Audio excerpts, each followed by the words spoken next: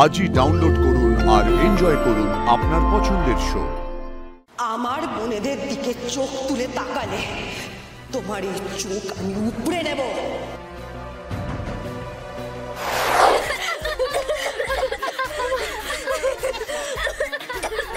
কি হলো বাবা? কাশিস কি হয়েছে? আহারে জল খাবি? হ্যাঁ ওকে একটু জল এনে দে, একটু জল এনে দে।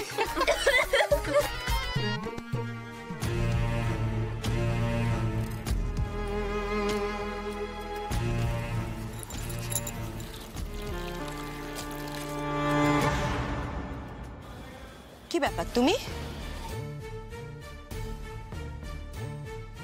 বলছি তোমার দাদার খুব সুমু খাওয়ার শখ, তাই না?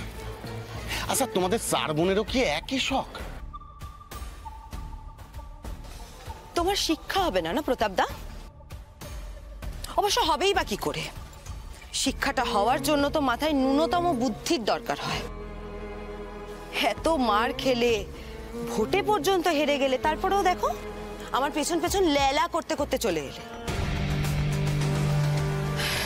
এই তুমি কোন ধাতু দিয়ে গড়া গো? দেখবি দেখাবো আমি কোন ধাতু দিয়ে গড়া। না শুধু তুই কেন, তোদের চার বোনকে একসঙ্গে দেখাতে পারি যে আমি কোন ধাতু দিয়ে তৈরি।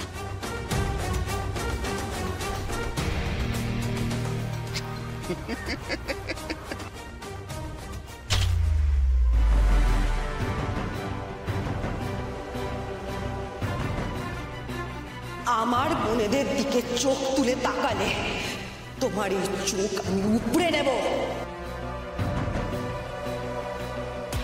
হবে না, হবে না, ওইটুকুতে শিক্ষা হবে না। ওদের বাব্বাটা চাই আর অন্ধলায়।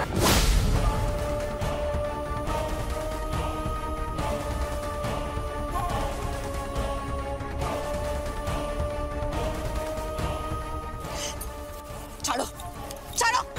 তুই বোধহয় ভুলে গেছিস যে আমি কে। হ্যাঁ, আমি ভুবনপুরের ছোট সাহেব।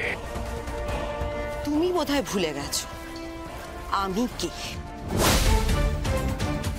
সোমেশ্বর দত্ত, ভুবনপুরের নতুন প্রেসিডেন্ট, তার বউ। তাই এবার থেকে একটু মেপে ঝোপে ঠিকঠাক করে কথা বলে, কেমন?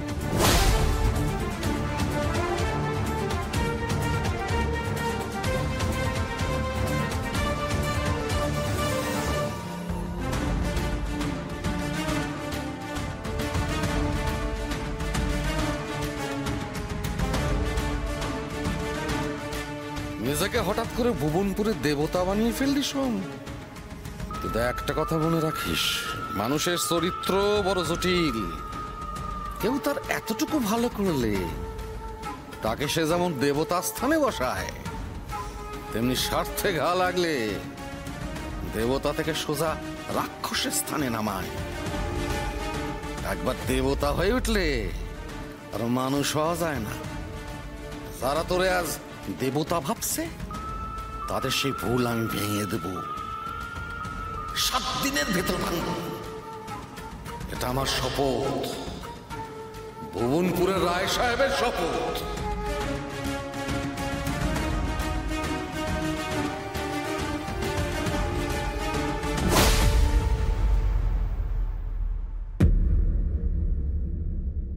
সোমেশ্বর বাবু, আপনি গ্রামবাসীদের জন্য 2-4 কথা বলুন। আপনি আসুন।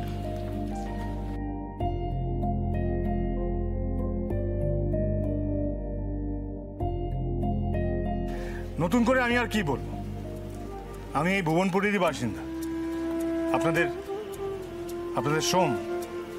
এই গ্রামেই আমার জন্ম, এখানেই আমার কর্ম, এখানেই আমার বাসস্থান। এই মাটিকে আমি ভালো মতো চিনি, আপনাদেরকেও চিনি। আপনারা আমায় যা ভার তুলে দিলেন তা আমি মাথায় তুলে নিলাম, আর আপনাদের এই ভালোবাসায় আমি ধন্য হলাম। তাই বলছি, যদি আমরা সবাই মিলে কাঁধে কাঁধ মিলিয়ে একসাথে চলি, আমার দৃঢ় বিশ্বাস এই ভুবনপুর, আমাদের সকলের প্রিয় ভুবনপুর, সারা ভারতবর্ষের যত গ্রাম আছে তার মধ্যে একদিন সেরা গ্রামে পরিণত হবে।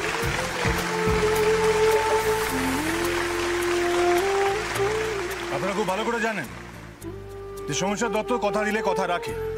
এখন সেই সময় এসছে। আমি কথা দিয়েছিলাম যে এই ভুবনপুরে যারা দুস্থ মানুষ আছেন, যারা সারাদিন খেটে তারপরে 2 পয়সা রোজগার করার পরেও চিকিৎসার জন্য কিছু রাখতে পারে না, তাই জন্য তাদের চিকিৎসা হয় না, পড়াশোনা হয় না। কিন্তু আমি কথা দিয়েছিলাম যে এই গ্রামে যদি আমি জিতি, যদি প্রেসিডেন্ট পদ পাই, তাহলে অবশ্যই আমি বিনামূল্যে চিকিৎসার ব্যবস্থা করে দেবো সেই সমস্ত দুস্থ মানুষদের জন্য। আর আর আর সেই চিকিৎসা আমরা দেব আজ থেকে। আমাদের বৌদি মানে সমুদার একমাত্র স্ত্রী। একমাত্র স্ত্রী আবার কি কথা? ওইসব ফালতু কথা আমি বলছি। দেখি সমুদা দেখি। হ্যালো হ্যালো, সেই চিকিৎসা সমুদা আজ থেকে দেবে। আমাদের দিদি, সবার দিদি, তোমাদের দিদি, পার্বতী দিদি। হ্যাঁ, পার্বতী দিদি আজ থেকে চিকিৎসা এক্ষুনি শুরু হবে। আসো দিদি, আসো। ঠিক আছে, ঠিক আছে। এই মুহূর্তে যারা এখানে চিকিৎসা করাতে আগ্রহী, যারা স্বাস্থ্য পরীক্ষা করাতে চান, তারা অবিলম্বে এখানে লাইন দিন।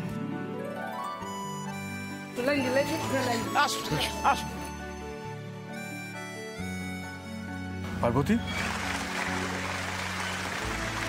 উঠে এসো। ও পার্বতী দি, দাদামণি ডাকছে, তুমি যাও। যা মা, যা।